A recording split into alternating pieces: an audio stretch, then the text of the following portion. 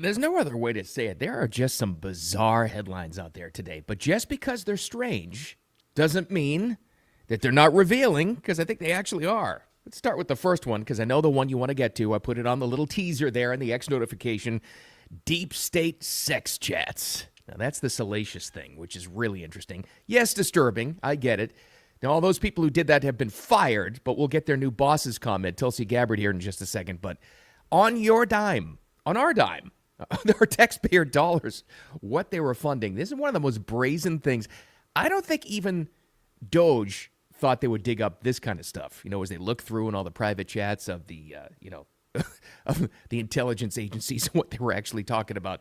Yes, it's disturbing, but also revealing. But that's the kind of stuff they're finding.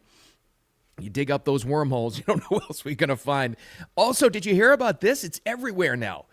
All the advanced social media notifications from everybody is out. An economic blackout is coming. Yeah, on Friday, a couple of days away. You probably had the same reaction I did. Wait, economic blackout to what? Protest companies stopping DEI? Oh, this sounds like a great day to shop. I might go into debt on Friday. Just me being spiteful, but also, sounds great. Less crowds, less lines. Beautiful. That's going to be my reaction to it. But we'll dig up some information on who's behind this thing and what they're trying to do. Probably, I'll go so far as to say one of the most clueless protests and responses to anything I've ever seen in my life, because it's unbelievable when you hear the details on this. And then our third, very bizarre story, but again, revealing. Congressman Dan Crenshaw. Dan, he says he wants to kill Tucker Carlson. And he said it twice. But now is backtracking off it. We've got the audio. It's kind of tough to hear, but we've got the audio for you to check that out too as well. I would have been fine if you didn't backtrack off of it. I don't think Tucker's responded to this yet, but he probably will. He'll laugh it off. He'll be like, he wants to what? That'll be a Tucker response, but we haven't heard that yet. All right, let's get to it. Thanks for finding Wicked Radio. Midway, motoring through the work week already. Thanks for finding me, as well as the audio podcast. And you audio listeners, we're always live stream Monday through Friday at 8 a.m. Eastern Time. Right here on X and mainly, and on Facebook and YouTube, and the audio podcast usually posts right around 9 a.m. Eastern Time on your favorite podcast platforms, wherever you would like to get them. Just look for Wicked Radio with me, Bill Adams. All right, let's get to it. I know what you want to start off with first. I get it. It's the salacious headline. I don't blame you. I listed it first, too. How can you deny a headline when it says deep state sex chats? And you go, ooh, all right, what is that? Now, you can pick any headline you want, because this is a big one. Big trending story. Started yesterday afternoon and only picked up, really as of this morning, and it's not going away. Disturbing news as federal employees at the NSA, CIA, and DIA are caught engaging in a secret sex chat room. Like I said in the introduction, that you're paying for, by the way, with their time. What did they talk about? Well, they openly discussed genital castration, artificial vaginas, sexual fetishes, and gangbangs. Ew. Sorry about that if you're just listening this morning live and trying to eat your breakfast sandwich. All while they were on the clock and being paid by U.S. taxpayers. That's you and me, everybody, and this is what they dug up. I honestly, truly don't think Doge thought they would find, even they were surprised to find this kind of stuff when they dug into where all the money's going. What do you do? And this famous email that went out. Simplest thing in the world if you're a good employee. You have a week. You got a week to do it. Just give me 5 bullet points of what you accomplished last week. That's all you have to do. Now, you, me, or any normal person, what would you do to try to make yourself, if you were living in cubicle world, right? Any office, any corporate situation or government situation. They tell you, give me 5 bullet points, what you did last week. Oh, my God, you kidding? You and I would write this down. We'd be like, oh, I saved the company this. I was incredible in that meeting. I would make myself look incredible, right? So many of these people couldn't even come up with that. Many of them, and this is what we're learning now, many of them didn't even get the email. Do you know why? Because they don't do anything. They don't check anything. They weren't even checking their emails. And yet people are protesting this. Sure they are, because they don't care about the American people. They care about themselves and their cushy gigs. That's what they care about. But anyways, this is the kind of stuff that they dug up. Tulsi Gabbard, their new boss, who is the director of national intelligence, all of this stuff, overseeing all of it, Well, the first piece of information is she went on Jesse Waters last night. She said, well, first of all, those people have been fired. They're easy to find, where these chats, where these conversations came through. But she described exactly what it was. And she makes a great point about the audacity to do this. They were brazen in using an NSA platform intended for professional use to conduct this kind of really, really horrific behavior. And they were brazen in doing this because when was the last time anyone was really held accountable? That's a great point. And my first thought was, when I heard this, anybody that's an adult in a professional setting or supposedly a professional setting, what's one of the first things you learned about electronic messaging? Don't ever, anything that goes out online or even an internal communication system, it's there forever, right? We all know that. We know that forever. When I first heard this story yesterday afternoon, actually right after the live stream yesterday when it broke, I thought, okay, these are the people who have national security clearance. They all did, really, because they've been fired and that clearance was taken away. Of all people, shouldn't these people, the people who can surveil you and me, if they wanted to, the people in these chat rooms, shouldn't they understand that you shouldn't ever send anything electronically that would get you in trouble because it even internally, it lasts forever. It can be dug up. Case in point in this example here. Shouldn't they know that? It took me till overnight, and I heard Tulsi Gabbard talking about it, and I thought, well, of course they knew that. They're not dumb people. They're just, obviously, by what was in the sex chats, they're just creepy. But it's not that they're dumb. They fully understand that what you write, anything electronically, anything you post, anything you write, anything you comment on, anything you like, it's there forever. They know that too. Here's the difference. They didn't care because they never thought the day was coming where they thought they would be held accountable and this would be dug up and they'd pay a price for it. They never thought it was coming, ever. Because like Tulsi Gabbard said there in the end, when's the last time they were held accountable? Ever? No. They never saw this coming. Ever. They never thought this stuff would be dug up. They thought they were in their safe spaces. Well, now they're not. It's just amazing. Who else knows what they're going to find? But now Elon, going back to the famous email for a second, to all federal employees at any level, where he's simply asking me 5 bullet points of what you accomplished last week.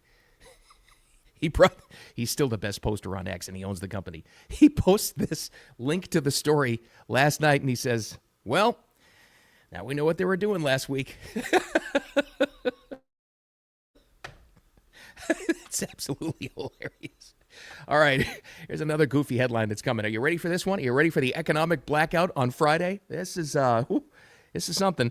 And I thought this was going to come and go, and it still may, but boy, there's a lot of chatter of it online. Now, I picked a TikTok video. I don't even know who this is, but there's so much content about this thing to promote it.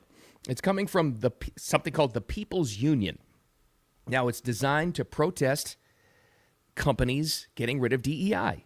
Diversity, equity, and inclusion programs, which we now know what we've all learned is actually racist and sexist, and it's detrimental to all these companies and to regular Americans, right? Because it just is. It's just, don't go by the name. The name sounds nice. The policy, not so nice. Here's a random TikToker promoting it because they're all trying to get the word out about Friday. She describes it pretty well. Here she is.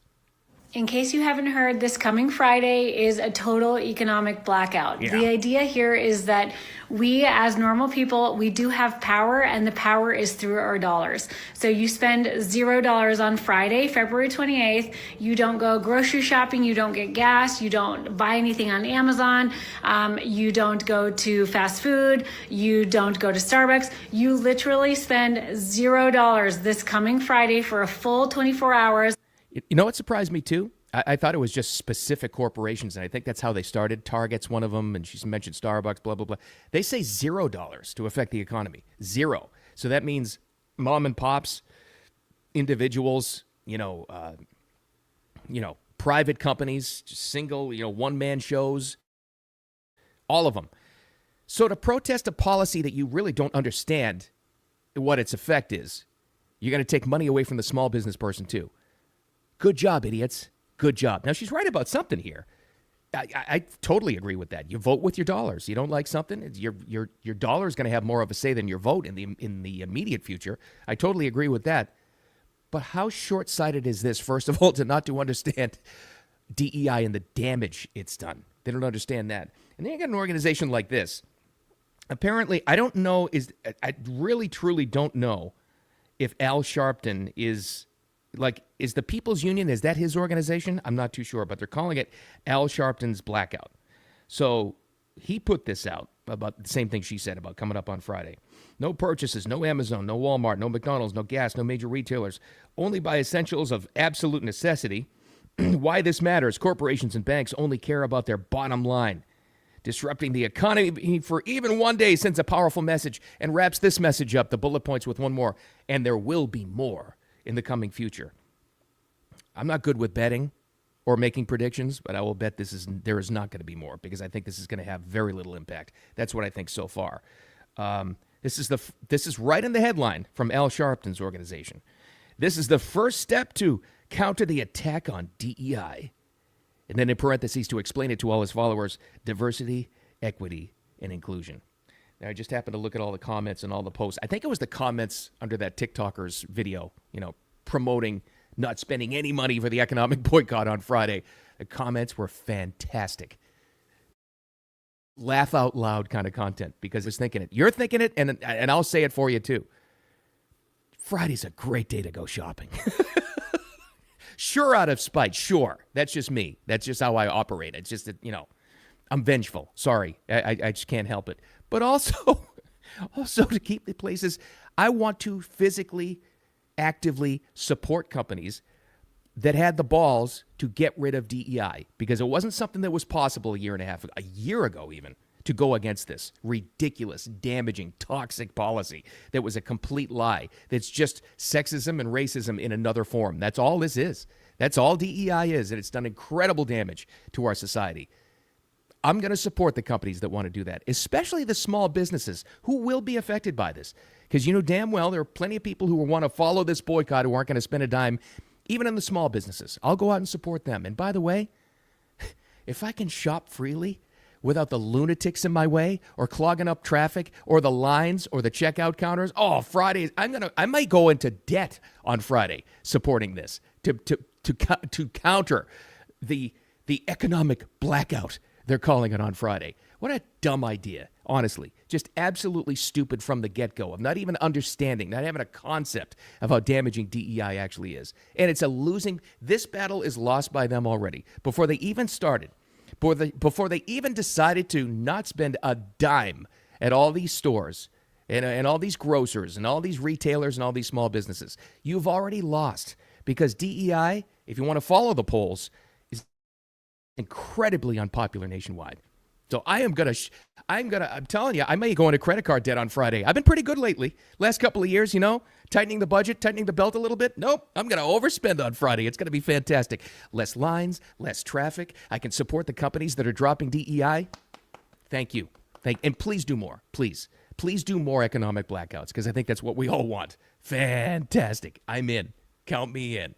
All right, our third bizarre story today is no less revealing, though. I mean, it's a weird one, and I'm okay with this. Not how he responded to it, but we all know Congressman Dan Crenshaw from Texas. It's been controversial on the Republican side of things. People call him like the ultimate rhino, that term, Republican in name only, because he kind of goes against, he's definitely not, I wouldn't call him MAGA, but he definitely goes against the grain and a lot of things that Republicans are trying to clean up. So that's one thing. Seems like a good guy, war service, war hero. It's the guy with the eye patch. Neither here nor there.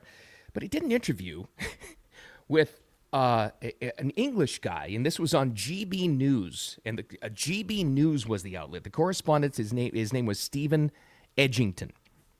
This happened just the other day before yesterday. And they wrap up and they talk about all kinds of different things. What do you think? The new administration, blah, blah, blah.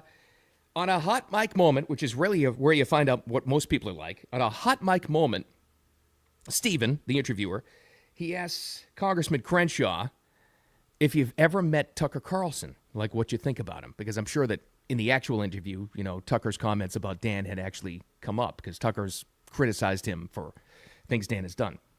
This is a little hard to hear, but I tried to isolate it. It starts with Stephen asking Congressman Crenshaw, have you ever met Tucker? What Dan says is pretty interesting and pretty revealing. Here it goes. Have you ever met Tucker? We've talked a lot on Twitter. If I ever meet him, I'll probably kill him. He's the worst person. All right, I know it was hard to hear. You heard the first part with Stephen going, have you ever met Tucker? Dan goes, we've talked a lot on Twitter, called it, meaning X. If I ever meet him, I'm going to effing kill him. And I'm sorry about the F-bomb there. He's the worst person ever. Dan Crenshaw on a hot mic. If I ever meet Tucker, I'm going to effing kill him. Okay, now this is where it gets interesting. That's interesting enough alone because okay, fine. That's his feelings and he said it. Where I have a problem is where he backtracked off of it. Listen to this. Now, she's great for, you may not like Marjorie Taylor Greene, but she's great for adding fuel to the fire to get to the real story, right? So she puts on X, tagging him, at Dan Crenshaw, did you threaten to kill my friend Tucker Carlson?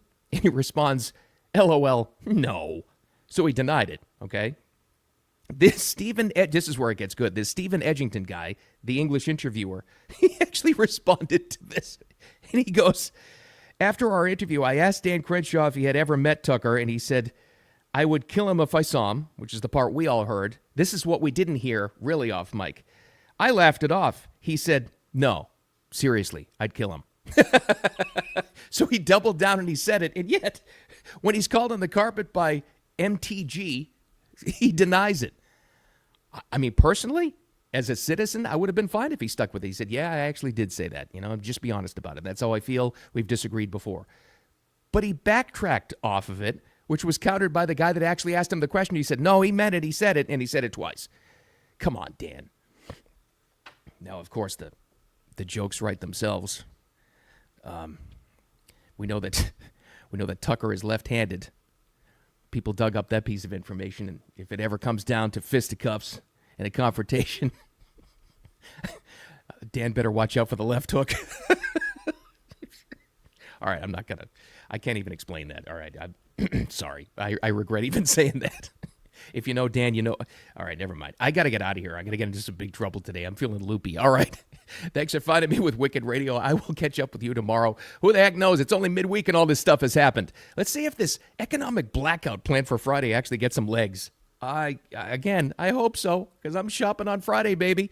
So the main takeaway, number one, don't ever, and this is a good lesson from these NSA people, the deep state sex chats, anything you post or write or comment on lives forever out there online. Even these people who thought they were safe. That's a great takeaway. It's a good communication tool to remember.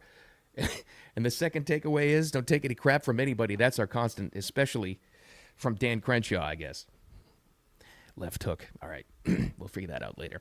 Thanks for finding me. The audio podcast will be posted just about 9 a.m. Eastern time, as always. And you audio listeners, join us live every single day for Wicked Radio, 8 a.m. Eastern time. X, Facebook, YouTube, and all that good stuff. Thanks for finding me. I'm out of material. Thank goodness, and I'll talk to you tomorrow.